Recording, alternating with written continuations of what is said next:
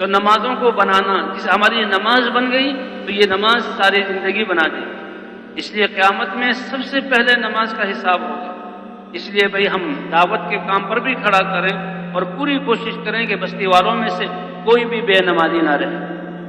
ہم چاہتے ہیں کہ ہمارے سارے شعبوں میں درستی آ جائے تو نماز پر ڈال دیں، کیونکہ نماز اللہ کا اتنا بڑا امر ہے کہ انسان سب چیزوں کو چھوڑ کر، سب چیزوں کا خیال چھوڑ کر، اپنے آپ کو نکال کر اللہ کے سامنے کھڑا ہوتا ہے۔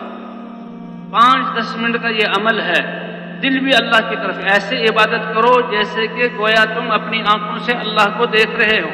اگر یہ حاصل نہیں ہو سکتا تو اتنا تو ہے کہ اللہ مجھے اس نماز پڑھتے ہوئے دیکھ رہا ہے، تو دل بھی اللہ کی طرف متوجہ، زبان سے بھی وہ کلام جو اللہ نے فرمایا، تکبیر، تسبیحات، قرآن کی قراءت، ثنا، سورہ فاتحہ، اور اعضاء بھی جو ہیں جو پابند ہیں اعمال، اب کھڑے ہونا ہے، اب رکوع میں جانا ہے، اب سجدے میں جانا ہے، اور کان بھی کہ امام پڑھ رہا ہے تو اس کی قراءت کی طرف، سارے اعضاء کو نماز میں اللہ کے حکم کا پابند کر دیا۔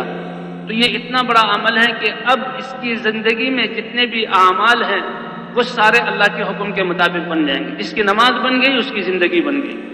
ہم اپنی زندگی بنانا چاہیں، اپنی اولاد کی تربیت کرنا چاہیں، شعبوں میں صلاح لانا چاہیں تو نماز کی طرف متوجہ کریں۔ ایک شخص ایمان لایا، صحابی بنے، حضور صلی اللہ علیہ وسلم کی خدمت میں، لیکن کچھ پرانی عادتیں تھیں، چوری یا دوسری وہ بھی کرتے۔ صحابہ کرام نے کہا، اے اللہ کے رسول، فلاں اسلام میں داخل تو ہو گیا، کلمہ تو اس نے پڑھ لیا، لیکن وہ فلاں کام بھی کرتا ہے۔ آپ صلی اللہ علیہ وسلم نے فرمایا کہ وہ نماز پڑھتا ہے، عرض کیا کہ نماز پڑھتا ہے، کہ اس کی نماز ان قریب ان سارے کاموں سے اس کو روک دے گی۔ اور صحابہ کہتے ہیں ہم نے دیکھا کہ نماز کی وجہ سے اس کو جہاں نماز کا اہتمام کرتا، اللہ نے جہاں اس کے دین کو بہت خوبصورت، اسلام کو بہت خوبصورت کر دیا۔ اور قیامت میں سب سے پہلے نماز کا حساب کہ جس کی دیکھو اس کی نماز، اگر اس کی نماز اچھی نکل آئی تو یہ دلیل ہے اس کے باقی اعمال بھی اچھے ہیں، اور خدا نہ خواستہ اگر نماز خراب ہو گئی تو اس کے باقی اعمال بھی بگڑیں گے۔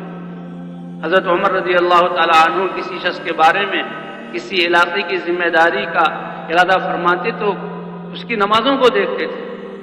اس لیے بھائی ہم نے فرض نمازوں کا بھی اہتمام کرنا، صف اولیٰ میں پڑھنا، تکبیر اولیٰ کے ساتھ پڑھنا، اسی طرح تہجد کی نماز پڑھنا، اور جیسے ہم یہ بیان کر رہے ہیں کہ کرنے والے اللہ ہیں اور اللہ سے مانگنا ہے، اللہ اپنی قدرت سے کاموں کو بناتے ہیں، اسی طرح ہم نے بھی اپنی حاجات اور حالات کے وقت نمازوں کو پڑھنا۔ وَاسْتَعِينُوا بِالصَّبْرِ وَالصَّلَاةِ، اللہ کی مدد چاہو نماز اور صبر کے ذریعے۔ نماز، جب بھی کوئی حاجت پیش آ جائے فوراً نماز کی طرف متوجہ، اپنے گھر والوں کو نماز کی طرف متوجہ کریں۔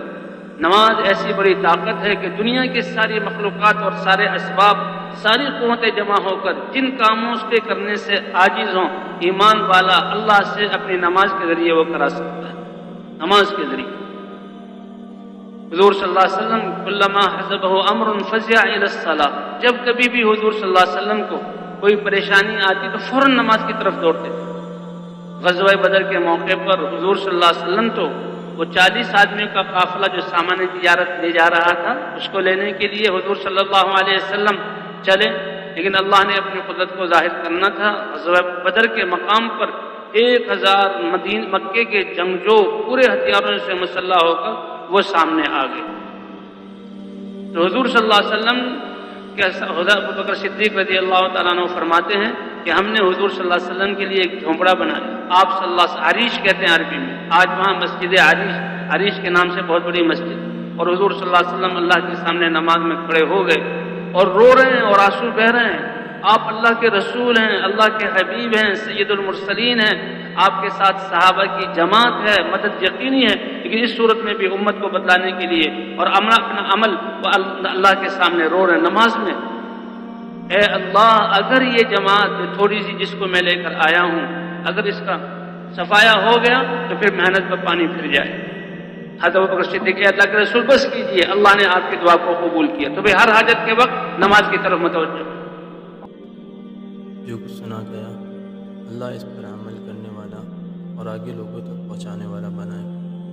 مزید اصلاحی بیانات کے لیے ہمارا یوٹیوب چینل ایمان و یقین کو سبسکرائب کریں۔ جزاک اللہ۔